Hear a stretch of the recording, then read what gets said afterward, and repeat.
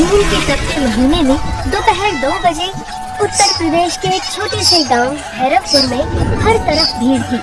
गांव के चौपाल पर शाम 5 बजे धूप ढलने लगी थी। गांव के लोग चौपाल पर परेशान बैठे थे। गांव के बिजली विभाग का आदमी धनीराम गांव वालों को कागज दिखा रहा था। देखिए भाइयों, इस बार गांव का बिजली बिल पिछले महीनों से 2 गुना आया है। किसी न किसी ने बिजली की चोरी की है। सीधा ट्रांसफार्मर से कनेक्शन लिया गया है। धनीराम, इस गांव में लोग गरीब जरूर हैं, पर सभी ईमानदार हैं। ऐसा कौन है जो चोरी कर रहा है? नाम तो नहीं बता सकता, पर शक रमेश पर है। उसके घर दिन में भी कूलर की आवाज आती है और उसके घर में तो पंखा भी मुश्किल से चलता था पहले। सही कह रहे हैं आप। मैं खुद पिछले हफ्ते उसके घर गया था। घर में पुराना कूलर चल रहा था और बाहर से तार कहीं जा रही थी। तो फिर देर किस बात की है? बुलाओ रमेश को, पंचायत में जवाब देगा। उसे पंचायत में बुलाने से पहले उसे बिजली चोरी करते हुए रंगे हाथों पकड़ना पड़ेगा। इस रमेश को बिजली की चोरी करते हुए पकड़ने की बात हो रही थी। वो एक छोटे से टूटे फूटे मकान में अपने बूढ़े माता पिता और पत्नी सुधा के साथ रहता था। उसके पिता अक्सर बीमार रहते थे। उनका मिट्टी का घर गर्मी में बुरी तरह तपता था। हे भगवान, ये गर्मी तो जान ले लेगी। अगर ये पुराना कूलर ना होता तो शायद आज बाबूजी की हालत और भी खराब हो जाती। बेटा, पुराना कूलर तो ठीक है, पर ये बिजली भी तो बहुत ले रहा है। बेटा रमेश, तुम ये बिजली कहाँ से लाए? गांव में तो पूरे 6 घंटे बिजली की कटौती चल रही है, लेकिन इस कूलर की हवा तो दिन रात चल रही है। अरे माँ, तुम ये सब मत सोचो। पिताजी की कितनी खराब हालत हो गई थी गर्मी से। अब राहत है, इसलिए सुकून में रहो। पर ये बिजली की तार कहाँ जा रही है? चुप करो। थाली में भरकर बाबूजी के पाँव में ठंडा पानी रखो। उनके तलवों में जलन हो रही होगी। नहीं बेटा, अब घर ठंडा रहता है, इसलिए जलन नहीं होती। पर कुछ तो है जो तुम हम सबसे छुपा रहे हो। बाबूजी, मैंने खेत वाले ट्रांसफार्मर से थोड़ा तार जोड़ लिया है, किसी को पता नहीं चलेगा। रमेश, तू चोरी करके हमें बचा रहा है, पर ये चोरी है बेटा। कहीं ये बात गांव में ना फैल जाए, किसी को कुछ नहीं पता चलेगा। उसी रात पड़ोस में रहने वाले बबलू और गट्टू रमेश के घर से जो तार ट्रांसफार्मर से जुड़ी थी वो देख लेते हैं और गांव के दबंग धनीराम को बुलाकर दिखा देते हैं। धनीराम आग बबूला हो जाता है और अगली सुबह का इंतजार करता है। अगली सुबह गांव का डुगडुगी वाला ढोल बजता है। सुन लो भैरवपुर के लोगों, रमेश को पंचायत में हाजिर होना है। आज रात 8 बजे पंचायत में फैसला होगा। रमेश, लगता है तुम्हारी चोरी पकड़ी गई। ऐसे कैसे किसी को पता चल गया? हाँ, जरूर बबलू और गुड्डू ने ही कुछ किया है। यही कल ताक-झाक कर रहे थे। गलती तुम्हारी है और दोष उनको दे रहे हो। मैंने कुछ गलत नहीं किया। आपको और बाकी सबको गर्मी से राहत देने के लिए बिजली की चोरी की। बेटा, चोरी करके मदद करना कभी आत्मसम्मान और इज्जत नहीं दिलाता। रात 8 बजे पंचायत चौपाल पर भीड़ लगी थी।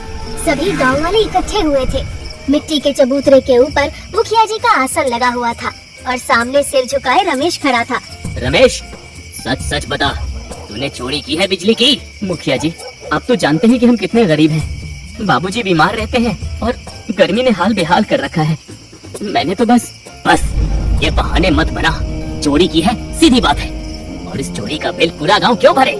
रमेश, तुझे शर्म आनी चाहिए। गरीब होना जुर्म नहीं, पर चोरी करना बहुत बड़ा जुर्म है। आज अगर रमेश को सजा नहीं मिली तो कल और लोग बिजली की चोरी करेंगे। हाँ मुखिया जी, सजा तो इसे जरूर मिलनी चाहिए। रमेश, गांव के नियम सबके लिए बराबर हैं। तुम गरीब हो, हम जानते हैं, पर इस वजह से तुम्हें चोरी की इजाजत नहीं दी जा सकती।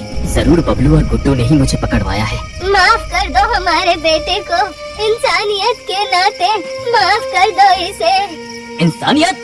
जब बिल भरना होगा तब ये इंसानियत कहाँ जाएगी? मुखिया जी, मैंने ये खुद के लिए नहीं, अपने बूढ़े माँ बाप के लिए किया था मुखिया जी। कोई और रास्ता नहीं था। रमेश, पंचायत तुझ पर 3 बातें तय करती है। पहला, तू अगले महीने का पूरा बिजली बिल अकेले भरेगा। दूसरा, जो तार तूने लगाए थे वो आज ही कटवाएगा। और तीसरा, अगर दोबारा ऐसा किया तो तुझे गांव से बाहर निकाल दिया जाएगा। नहीं नहीं, हमारे बेटे को गांव से मत निकालिएगा। मैं मंजूर करता हूँ मुखिया जी। सब चुप हो जाते हैं। रमेश की नजर सुधा, अम्मा और बाबूजी पर पड़ती है। उनकी आंखें भी भीगी थी। रमेश घर आकर उस तार का कनेक्शन काट देता है। उस रात रमेश को नींद नहीं आती। परेशान होकर वो घर से बाहर निकल जाता है। सुधा उसके पीछे आती है। मुझे पता है आपने सब कुछ हमारे लिए किया था। मैं इतने पैसे कहाँ से लाऊंगा कि पूरा बिजली का बिल भर सकूं? आप इसे गिरवी रख दीजिए। नहीं सुधा, अकेले आप इस परिवार की जिम्मेदारी लेंगे क्या? मेरा भी तो परिवार है, मुझे भी कुछ करने दीजिए। अब चाहे कितनी भी परेशानी हो, गलत राह कभी नहीं चुनूंगा। सुधा रमेश को दिलासा देकर उसके लिए एक गिलास पानी लाती है। ठंडा पानी पीते हुए रमेश उस मटके की तरफ देखता है जिसमें इस तपती जून के महीने में भी इतना ठंडा पानी था। मिट्टी ठंडी, धूप में भी ठंडक। सुधा, क्या हम पूरा घर ऐसा नहीं बना सकते? घर मिट्टी का? वो कैसे? जैसे ये घड़ा है, मोटी दीवारें, मिट्टी की परत। आप ये सब क्या बोल रहे हैं? मुझे कुछ समझ नहीं आ रहा। अगले दिन रमेश मुखिया जी को बिजली के बिल के पैसे देता है। मुखिया जी के पूछने पर वो बता देता है कि अपनी पत्नी के कंगन उसने गिरवी रख दिए हैं और बाद में अपनी मेहनत की कमाई से उन्हें छुड़वा लेगा। दोपहर में रमेश गांव के बाहर खाली जमीन पर खुद मिट्टी खोदता है। पुराने टायर, बांस, लकड़ी से खांचा तैयार करता है। राख, नमक, गोबर और नीम के पत्ते सब कुछ इकट्ठा करता है। अपने हाथ में लोहे की खुरपी और बाल्टी लिए मिट्टी में कुछ मिला रहा है। सुधा पास में बैठी है। ये मिट्टी में आप क्या क्या डाल रहे हैं? गोबर, नमक और ये नीम के पत्ते? अरे सुधा, यही तो असली ठंडक और सफाई का राज है। गोबर दीवारों में ठंडक बनाए रखेगा और कीड़े मकोड़े नहीं लगने देगा। नमक हवा में नमी को खींचेगा जिससे अंदर की हवा ठंडी रहेगी। और नीम के पत्ते वो बैक्टीरिया और मच्छर से रक्षा करेंगे। अरे बेटा, ये सब क्या कर रहा है?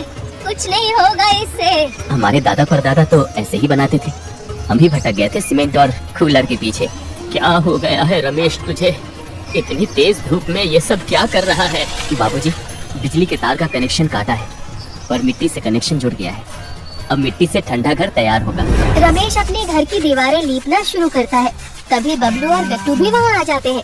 रमेश क्या बना रहा है? कहता है मिट्टी का ठंडा घर बनाएगा। ये पगला गया है शायद। ये बात जब चौपाल तक पहुँचती है तो सब ठहाका लगाकर हंसने लगते हैं। लेकिन 3 दिन बाद रमेश की दिन रात की मेहनत के बाद, अरे आज तो बिल्कुल गर्मी नहीं लग रही है। हाँ, बाहर कितनी लू चल रही है और हमारा घर एकदम ठंडा है। गांव वाले अंदर झांकते हैं। गर्मी नहीं, ठंडी हवा। रमेश बाहर एक तख्ती लगा रहा है। कूलर नहीं, मिट्टी है। अरे अंदर तो सचमुच ठंडक है।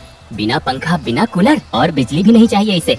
वाह रमेश, हाँ बिल्कुल। 3 दिन पहले जिस रमेश को सारे गांव के लोग दुत्कार रहे थे, अब उसके पास आकर उसकी वाहवाही कर रहे थे। धीरे धीरे पूरे गांव में रमेश के मिट्टी के कूलर का जिक्र होने लगा। मुखिया जी रमेश को बुलाते हैं। रमेश, तूने चोरी से जो बदनामी कमाई थी, आज तूने मिट्टी से वो इज्जत कमा ली। जी मुखिया जी, आज सही मायनों में मिट्टी की कीमत समझ आई है। अरे रमेश सुन, मेरे भाई के घर में भी बहुत गर्मी लगती है। क्या उसका घर अपने जैसा बना सकता है? हाँ क्यों नहीं, पर थोड़ा टाइम लगेगा। अगली सुबह गांव की औरतें जुटती हैं। फूलमती, बबलू की माँ और कई औरतें मिट्टी, गोबर, नमक और पानी के साथ रमेश के घर के पास आती हैं। रमेश, आज तू सिखाएगा हमें भी ये मिट्टी का जादू। हमारे घर की दीवारें भी तप रही हैं। आओ दीदी, सबसे पहले तो गोबर और मिट्टी मिलाओ, अनुपात आधा आधा। फिर उसमें थोड़ा सा नमक डालो, बस 1 मुट्ठी। और ये नीम? उसका लेप छत और खिड़की के पास करो। कीड़े नहीं आएंगे और हवा भी शुद्ध रहेगी। गांव में बदलाव की शुरुआत होती है। गांव के अलग अलग हिस्सों में अब लोग पुराने घरों को मिट्टी से लीपना शुरू कर चुके हैं। कुछ बांस और घास का ढांचा भी बना रहे हैं। पहले सब सोचते थे कि पक्का घर ही असली होता है, पर अब ये देखो, रमेश का घर सबसे ठंडा है और सबसे सस्ता भी। बिजली का बिल एकदम 0। हमें पंचायत में एक प्रस्ताव लाना चाहिए। हर गरीब को एक मिट्टी का घर बनाने में मदद की जाए और रमेश जिसकी भी मदद करेगा वो रमेश को अपनी आर्थिक स्थिति के अनुसार पैसे देगा। पंचायत का विशेष अधिवेशन 2 दिन बाद बुलाया जाता है। चौपाल पर भीड़ है। रमेश अब सम्मानित अतिथि के रूप में बैठा है। गांव के भाइयों और बहनों, रमेश ने हमें सिखाया कि समाधान बाहर नहीं, मिट्टी में छुपा है। अब पंचायत का प्रस्ताव है, हर परिवार जिसे पक्के घर की सुविधा नहीं, उसे मिट्टी के टिकाऊ घर बनाने की सहायता दी जाएगी। वाह, बहुत बढ़िया। जय हो रमेश भैया की। रमेश को हर व्यक्ति अपने मिट्टी के घर के निर्माण में सहायता के लिए पैसे देने शुरू कर देता है और कुछ दिनों बाद रमेश अपनी पत्नी के गिरवे कंगन छुड़ा लेता है। सुधा, ये लो अपने कंगन। दिल पर एक बहुत बड़ा बोझ था जो आज उतर गया। सब आपकी मेहनत का नतीजा है। एक बात तो मुझे अच्छे से समझ आ गई, चोरी से चाहे कितना भी भला कर ले, पर इज्जत और सुकून मेहनत से ही मिलती है। रमेश गांव के बच्चों को नीम की छाया में मिट्टी और गोबर मिलाकर दिखाता है। बच्चों, ये मिट्टी सिर्फ जमीन नहीं है, ये हमारे पूर्वजों की किताब है। पढ़ो इसे समझो इसे, कूलर से कहीं ज्यादा अच्छा लगेगा इसका स्पर्श। रमेश भैया, हम भी मिट्टी वाला घर बनाएंगे। बिल्कुल बनाओ। याद रखना, मिट्टी से बना घर गर्मी भी भगाता है और इंसान को मिट्टी से जोड़े भी रखता है। रमेश ने जो किया वो सिर्फ एक घर नहीं था, वो एक सोच थी, एक रास्ता था उस भीषण गर्मी के खिलाफ, जो अब गांव की हर गली में बहने लगी है ठंडी हवा बनकर। जिसे कभी गांव से निकालने की धमकी दी गई थी, आज वो पूरे राज्य का प्रतिनिधि बन गया था। गांव के बाहर एक साइन बोर्ड लग चुका था, आप प्रवेश कर रहे हैं भैरवपुर में, जहां घर ठंडे और दिल नर्म और सोच जमीन से जुड़ी होती